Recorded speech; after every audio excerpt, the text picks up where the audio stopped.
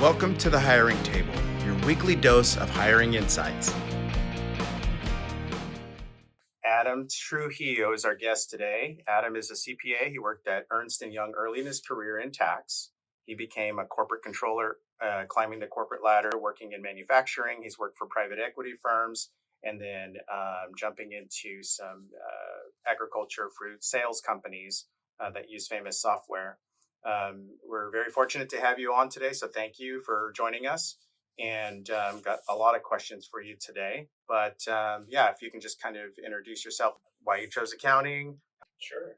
First off, super happy to be here. Thank you so much for reaching out to me, thinking me of this. I hope it reaches the people that would like to find this interesting, and very psyched. As far as me, like you said, I graduated from Fresno State here. I changed my major, not too relevant, but I wasn't originally thinking of accounting.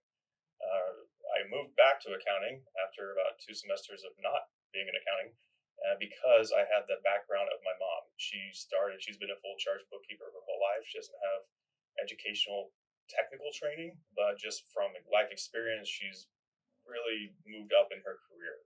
So as a young adult and really child, I was helping her with very small items, reconciliation of AP or things like that. So it was just kind of the way I was thinking as I was entering into the college years of my life. Did really well. Got good grades, etc. Had a really great time. But Fresno State has a wonderful program. I've dealt with personally others, UCLA, USF, things like that. I believe Fresno State creates a little business, holds its own against anything.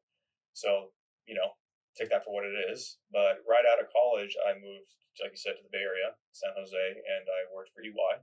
Started off as tax, you're 100% right.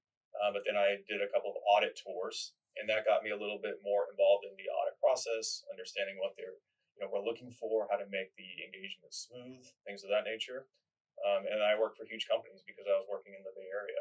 So, Citrix Systems comes to mind, Google, things like that. So got a taste of huge corporations, understanding who you talk to, the food chain and things like that. And then trying to mold my career based upon what I understood that they were looking for. So I think that ties into what kind of where I am now, is that I really started understanding early on what I needed to do to move up the ladder because I was so neck deep in the work. So to try to make my life easier, I was like, all right, well, these are the things that my managers are looking for. So therefore, I should be proactive and try to mold my work based upon what they're looking for. That's outstanding. So the Bay Area, but coming back home, here in the Central Valley in Fresno, what made you do that? It's a good question. Looking back is always 2020. I think it was a combination of not really liking being part of the Big Four, just full stop. It wasn't for me. And understanding that led me to think, okay, well, then what do I do from here? I was really struggling getting my license, my CPA license, just because I was working so many hours. So that was a decision-making thought process that I was having as well. And I knew that if I came back, I would have family support. And then also I could get a job into a more, middle of the road accounting firm and not so, Big Four oriented. So that was the decision-making process, a combination of personal versus, growth in my career. Did you have to retake retake your licensing testing for the CPA exam? Oh, absolutely. So when I started at EY, I failed miserably. I took audit. I knew that was going to be my weakest subject. And so I was trying to leverage, communications with partners and managers that I had a relationship with. And they were like, yeah, well, you should probably do audit just to get it out of the way. So that's what I did. I probably studied, just to be fair, 20 hours total. I mean, I did not have the time. So I knew I was going to fail going into it. My thought process was like, all right, at least get a flavor for what this is all about. Yeah. And so that's where I went. I mean, 15 years ago, I think audit, I got like a 67 or something. It was miserable. It wasn't even close. Yeah, I barely missed it. Barely 70. I think you have to have 70, right? 75. I could be wrong about that, but I think it was 75 back then. Okay. So I, had highs and lows in anyone's life, right? And so at this point, I was rock bottom. I was failing at my job in general. I just didn't like it. I was failing at the audit exam. And so that was the decision of like, yeah, I should probably rethink this. And that's what led me back again, back to Fresno. So coming back to Fresno gave you more time. Then you had time to study, Correct. right? And how many hours did you study on average a week when you were trying to retake audit? That's a good question too. It depended on the subject matter. So when I got back to Fresno, I got my job at Charmaine Sikora. Shout out to Charmaine, love her to death. I've known her for a long time. When I was going to college, I was working for her part time, and that's what got me into the accounting sector, professionally speaking, and then tax specifically. So when I reached back out to her, I said, "Hey, back in town, would you mind if I, was a staff accountant again?" And she was more than gracious to bring me back in. And so the point of this story is that I was working exclusively on tax at that point, mainly individuals, but some S corps, some C corps, etc. And so I changed my methodology and was like, all right, well, I'm going to try now to get back into the CPA exam, but something I know so I'm not so stressed. And that actually worked out really well for me. Good. I studied really, really hard, but then when I took the test, I aced it. And so to answer your question fully, the next section, I studied less because I was more comfortable with the structure of it, but I still studied more than I originally did back in EY days. Yeah, and so past the second time, it sounds like. Yes, for tax. For tax. Audit took me one more time. I passed BEC the first time around, and then FAR, it took me 2 times total. But at this point when I was studying really well and I had a methodology, when I didn't pass, I was getting like, if it was a 75, I would get like a 72. Yeah, some people say, and everybody has their own like study habits and grasp and ability to like catch on to things. Some people are like a book smart; they'll be able to read something and apply it. Some people need more like hands-on training and these review courses that they offer. Yeah. But a lot of people have said, hey, you need a good 30 hours a week to study when you're going to be taking these exams. You need to work part-time, or you need to work a job that doesn't do more than 40 hours a week. Now the question is if you can go back and do it all over again, what would be your start to your study options? How many hours would you be spending? Kind of giving advice to those up and comers that are interested in getting their CPA license, or maybe they're in it and they're struggling. How many hours, if you had to give an hour number, does somebody need to study? Man, that's a really good question. I'm going to spin it a little bit. I'm going to give you just my reality, right? Everyone's different. Everyone understands and grasps information a little bit differently. For me personally, very hands-on. I need examples. I need to walk through something from start to finish, understand the components of the problem, and then apply that knowledge based upon something else. Right? That's just how my brain works personally. So to answer your question, I think it helped me that I was working in the industry. Right? Because, no disrespect to any schooling, but you get what you give, right? And so if you're just book smart, to your original point, you're not going to have to put in the same amount of effort. But full circle, I think to more, macro scale of this interview, that also bleeds into the interviewing process. I'll give you an example. For me, I failed multiple times on multiple subjects. However, once I did pass, my knowledge was so deep because I had to try so hard that when I went into the industry, I wasn't asking remedial questions, right? I knew not only the theory behind it, the studying portion of it, but also the application of it because I was in the industry at that moment of my life. If I could do it differently, yes, but not maybe in the way people are thinking. I would have taken a different review course. The one I chose, I won't name names, but very popular back then, and more silly, mnemonic devices, theatrical, so that you were engaged at the moment. But for me personally, couldn't retain that information because it wasn't example based. When I moved away from that and went to a more stringent, structured textbook style, that's when I was more successful. Gotcha. Just me personally. All right, so getting your CPA license, post getting your CPA license, getting into your career, what are some of the things that were shocking to you maybe because you hadn't had experience? You transitioned into a couple of different industries early in your career. What are some of the surprises that you experienced? education versus hands-on. And this is controllership at this moment, you're asking? Yeah, I would say maybe one of your first jobs out of getting your CPA. Okay. So that for me was Hire Mojo, which again was back in the Bay. So went from EY back to Fresno, back to the Bay Area. Hire Mojo. What did they do? Hire Mojo was a recruiting company, and so they were more into the technology side of things. So ZipRecruiter is literally at the moment they were competing with Hire Mojo with ZipRecruiter. Oh, cool. Same technology, right? You basically dump in all the resumes. It does some kind of algorithm, and then it says, "Hey, this is what we think is the best position for this individual." So that was the job. To answer your question, I had passed all parts by that moment in my life. And so I was exclusively focused on that. It's a really relevant question for me. The best way to answer it was revenue recognition was the toughest part for me, right? It is obviously tested on the CPA exam, but it's not heavily tested.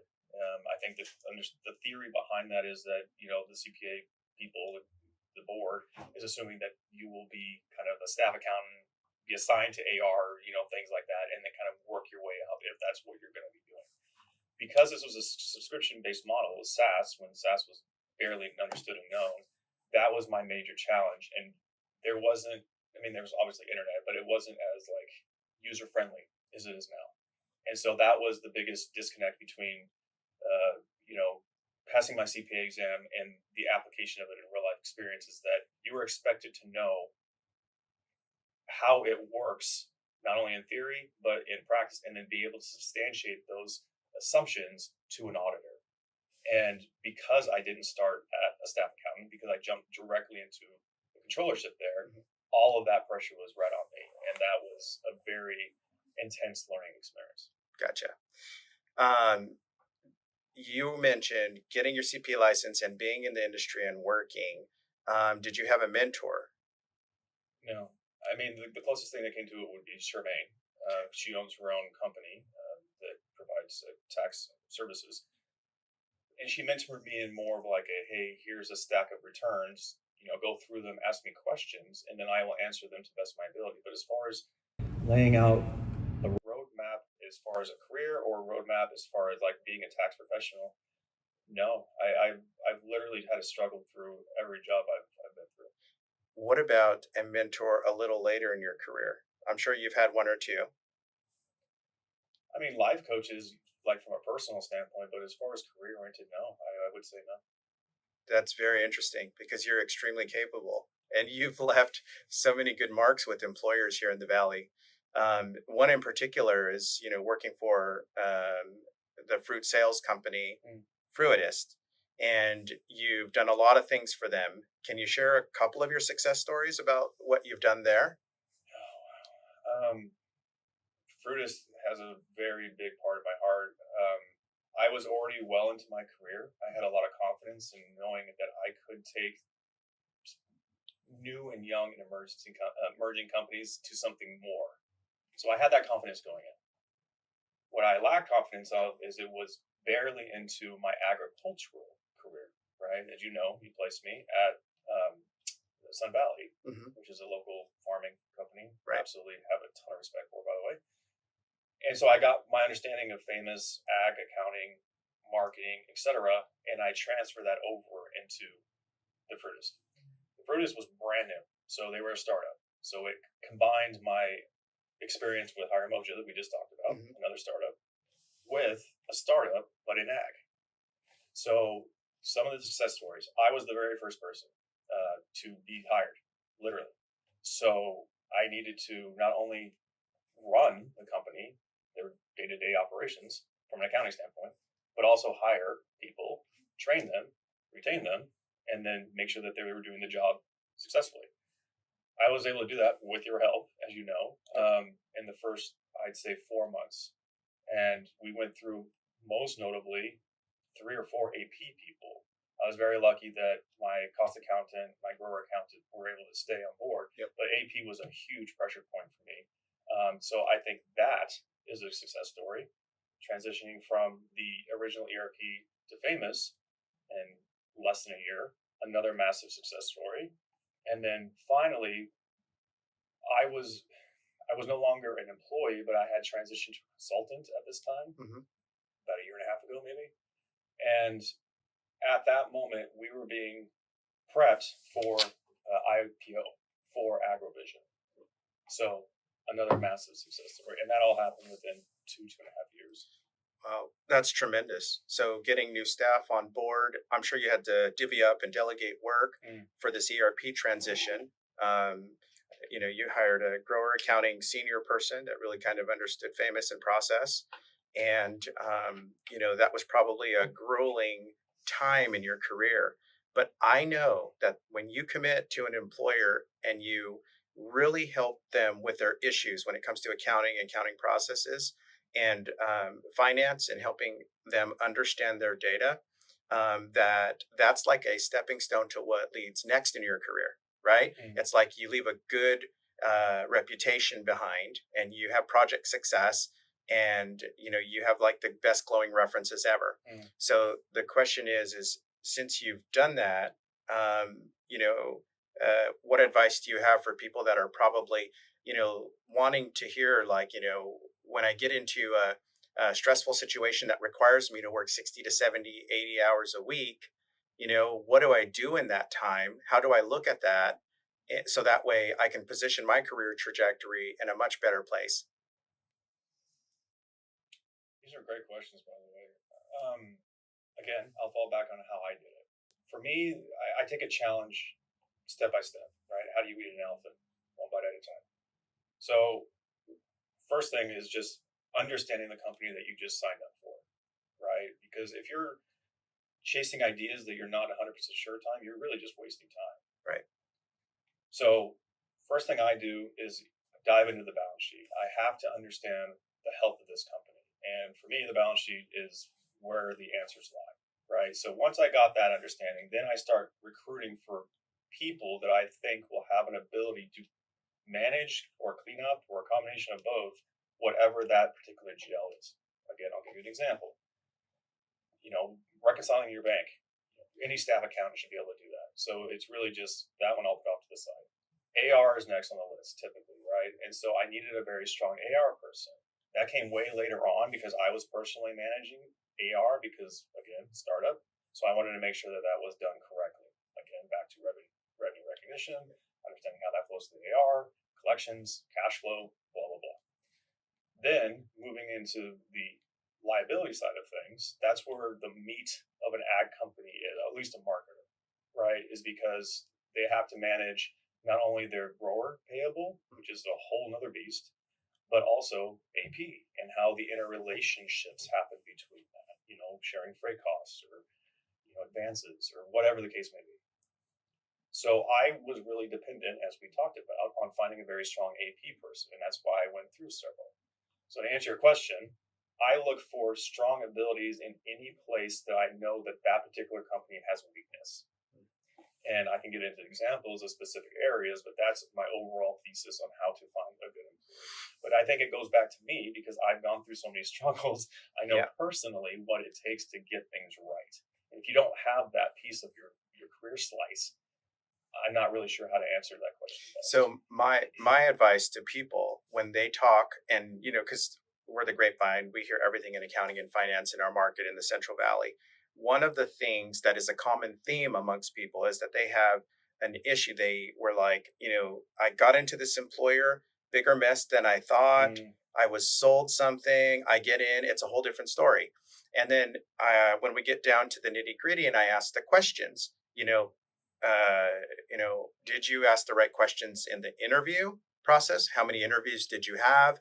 That type of thing. What are the issues that you're experiencing now? And then a lot of times it comes down to the person doesn't want to work that hard. They're like, I really want a 40-hour a week job type of thing. They want systems set up and process in place. And that causes that, dissonance or that difference. And they're not essentially not willing to commit to it. My advice to people, because of protecting their career and career trajectory, is to buckle down, work extremely hard, and dig themselves out of it by helping that company become successful and fixing those things. As long as you have the support from the top and you're bringing your issues after doing research, figuring, getting your best there to the point of, I need to hire somebody, or I have, other things. I need a bigger budget for this, whatever the case is, but asking for it. And if you get the support from the top and you can work autonomously, you can actually make a huge headway for companies to improve these companies. Absolutely. So giving advice to people really comes down to, is this something you're willing to do, first of all? And second, do you have the communication skills to be able to get through the heartache and the obstacles? Yes. Communication skills being probably the biggest thing. I would agree with that. Yeah. Have you made a bad hire in the past where somebody just failed to communicate? Maybe they were extreme introverted. Tell me about a bad hire. Plenty. I would say more towards the beginning of my career, because I've understood and grasped these concepts you just laid out. You learn and grow, right? Exactly right. And I think especially, again, I'm biased, but I think especially for accounting, right? Because just like anything else, you've got scales, and so you can have a really good accountant that's really bad at communication, or you can have the vice versa, or anything in between. And so I think, to your original point, for me, when I'm going for another job, I'm demanding a balance sheet. And I know that I have experience and I'm in a position where I can do that. But if you're comfortable going into a new position, require a balance sheet. Number 2, communication up and down is absolutely essential. And to your point, if you get yourself into a situation where you're working more than you thought, it's more of a mess than you thought, you need to, again, from my personal experience, you need to just buckle down and get through it. Because what that does is you're taking a turd sandwich and you're turning it into something valuable. And unless you have a completely dense manager above you, they're going to recognize that, because you took a problem that is really theirs and you said, I'm going to put this on my back and I'm going to fix this. But then what you earn is trust, communication skills, and the ability to show who you really are as an employee and as a person. And after however long that takes you, if you still do not have that communications development with your direct manager, again, to me, that's when you start thinking about other things to do. Yeah, it's interesting.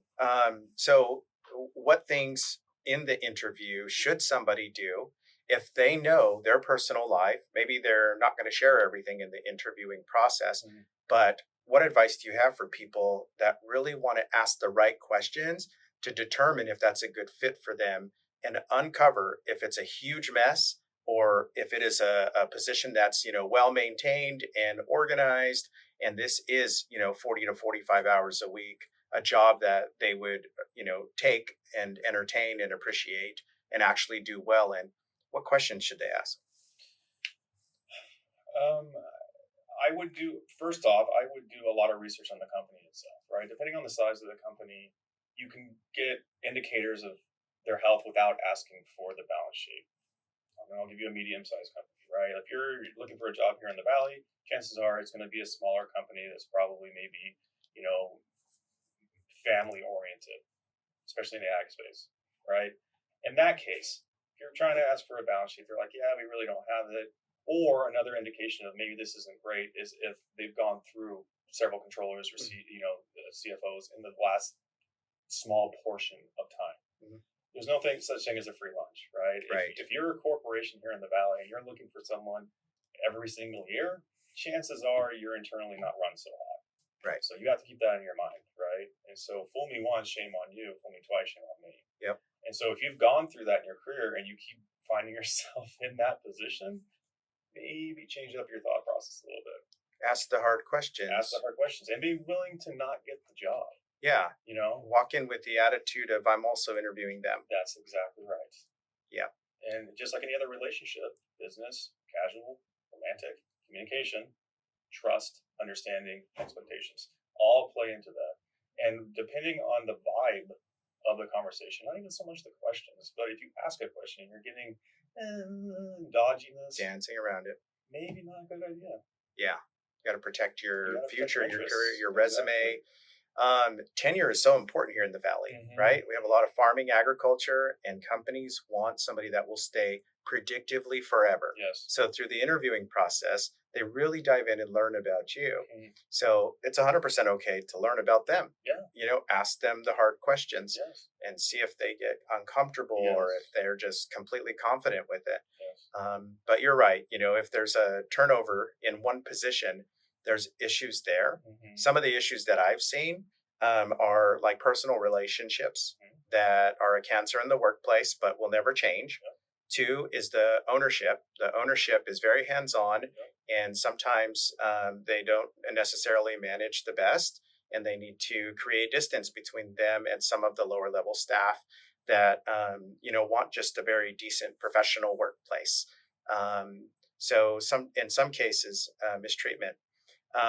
And I think, if you were to flip it and say, well, what are the good employers doing? Could you tell me about a great hire that you hired, worked out really well, executed nicely, was reliable, you trusted their work? Who would that be? And could you describe them?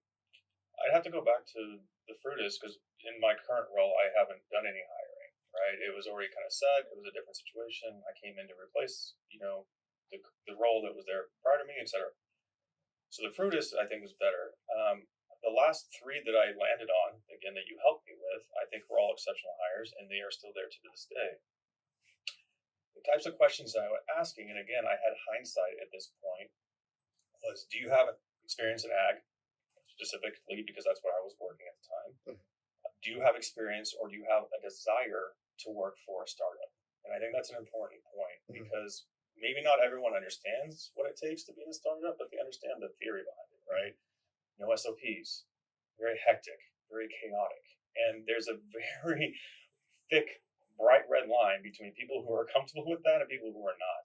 I so happen to be very comfortable with it. I think that's been more of the trend recently. But when I first started accounting, that was completely unheard of, right? Like, oh, you want to go into a mess situation? Oh, you want to clean this up? Are you crazy?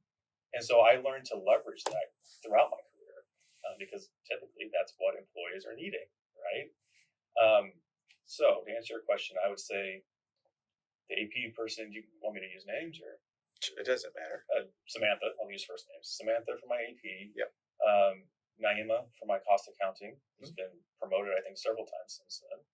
And then Jackie, who I'll leave it at that. Jackie was our relations. So all three of those women, absolutely incredible people. And in the interview process, which was 100% remote, by the way, they just shined. And it was just an understanding of like, I'm going to be able to communicate with this person. We're going to be able to do great things. And I think I have the runway to get to that point was very bumpy. So that was helping me at that moment in time. But just learning from my life experiences, understanding what a natural conversation should feel like, gives you that warm and fuzzy feeling that you're like, yeah, this is good. Outstanding. So what you're talking about is like a culture fit. Communication being the number one thing again, where you can communicate, get things across to them. And also, what about work ethic? Right? Because when you're working remote jobs, it's almost like you have to be able to rely on somebody to either communicate that they need a couple hours where they're not going to be in front of their computer, or they are working their full schedule for that day. How do you identify that culture fit for remote workers? That was more challenging, I'll be honest. I mean, you're never going to know for sure that they're not eating time or the opposite, right? If they're not being taking advantage of the situation. And honestly, for me, it's just been keeping KPIs either officially or it's just in the back of my mind. How quickly they respond to my emails, if they respond to my team's messaging quickly, if they have the right answers, if they know what they're talking about with confidence, that gives me an understanding of like, yeah, this person's doing what they did. And the three individuals that I just mentioned a moment ago, we all were working far more than what we were being paid, the 40-hour week, et cetera. And at Fruitus, I don't know if there still is, but at that moment in time, there was unlimited PTO as long as you got approval. None of us took more than a week for any given year. And so, again, to your point, it's a cultural thing, but there's no guarantee at that moment. It's just, again, it's a feel thing, right? In hindsight, going back to the Fruitus, how would you organize your accounting team if it was 100% up to you? I would have had a lot more people in AR. I think that was my biggest stumbling Would you block. have them in person? I don't know if that's necessary. The challenge with the Fruiters particularly is that they were based in LA, and they wanted to experience people without paying LA prices. Mm. And so they actually used, which I found very smart, using the remote ability as a hey, Savings. yeah, as a savings, but also as like, hey, we're offering remote. Isn't that amazing? We should get the best talent, which they did. But the offset, the challenge is that now I have to make sure that these people are working. Mm. Right. So that's the challenge for me, but the company as a whole gets the benefit. So for a lot of years, you managed people that were in the office, Mm-hmm. and you went from that to managing remote workers. What were the major differences that you had to learn as a leader so you can manage people effectively still and still get results for remote workers? It's a huge shift. I mean, it's huge. I could go on for 15 minutes about it. I think the biggest thing is showing that you care and that you're engaged without physically being there. Mm. So a good example, hey, Sam, I need you to reconcile AP, give me a forecast for the next 6 months, have it all linked in Excel, and walk me through it the way we've talked about the last 6 months or whatever it is, right? And then periodically checking in. Hey, how's that going? Do you have any questions for me? Or hey, I was thinking about this a little bit. Have you tried this? Like letting them know that you're thinking about this, even though you're not doing it. Mm. And for me, I think that shows caring, right? Number one. And number two, it puts good pressure on them that they can't just be like, I'll phone this in at the last He'll minute. forget about it. He'll forget about it. He'll ask us to do something different. Exactly. And we're so crazy, right? Like there's no way he's going to, no, I'll remember. Yeah, that's very good. Is there some type of reminder thing that you use with this, or is it just something that you remember everything? I definitely don't remember everything. I do have a good memory. But for me, I've leveraged AI more recently. But number two, flagging emails is my thing. Yeah. You can set them as just straight flags. You can set reminders. You can set time, like milestones of the project. Okay. And that is essential for me. It takes a little while to get it set up, but once you got it, it works well, at least for me. Yeah, that's great. Yeah, because the indicators, you see the red flag and you're like, okay, I should glance at this. Exactly. Everything else you probably just forget about. Yes. Very normal. So I kind of want to circle back just a little bit and talk about mentorship. How important do you think mentorship is for somebody's career when they just got out of Fresno State in accounting? How important do you think a mentor could possibly be for somebody like that? And what would that mentor look like? What would they do for this person? I can only think about it in terms of theory. I feel like I've been mentors to several people, whereas, like we talked about, Yeah. I can't really identify a career mentor for myself personally. Right. I can think in terms of like, what would that have done? I think it would have saved me a ton of mistakes, just naturally. You think of things in your age group, and then you think of things also in like the pressures that you're facing at that moment in time. And so if I could have someone be like, look, man, it sucks right now. You're working 8-hour weeks. You just failed an audit exam. Like, you're feeling like crap. It will pass. You're 23 years old. Yeah. Calm down. And I think, especially from an accounting point of view, we put so much pressure on ourselves. Oh, I want to be the first to pass my CPA exam. And I want to be the first to get a controller job. And I want to be the first to make $100,000 a year. Whatever it is, it's like, it will come. But I think when you're young 20s, you don't think in those terms. Yeah, it's like that maturity and that wisdom isn't necessarily developed yet. Exactly. And you might be making irrational decisions because you have the pressures of that moment. Yeah, so it would have been nice to have a mentor, Oh, 100%. somebody to look out for you, Yes. because you're still young and navigating the waters of a career and what that career growth looks like and how to get there and how to prevent from making mistakes. Now, your personality that I've known you for the number of years has been okay with taking risk on some things. And early in your career, have you taken risks that maybe you wouldn't do that again? Have you learned from risk taking early in your career, and how has that changed your temperament today in risk taking? It's a great question again. For me personally, I love risk. I love gambling. I love probability. I love angles, like not geometry, but like Yeah. a specific, leveraging that you can use. I don't think so. I view life as an adventure, and I don't want to be bored. And I use that exact same theory into my career. As soon as I get bored, see ya, what's next? The risk, though, is that the employer doesn't like that. To your point, I came back to the Central Valley.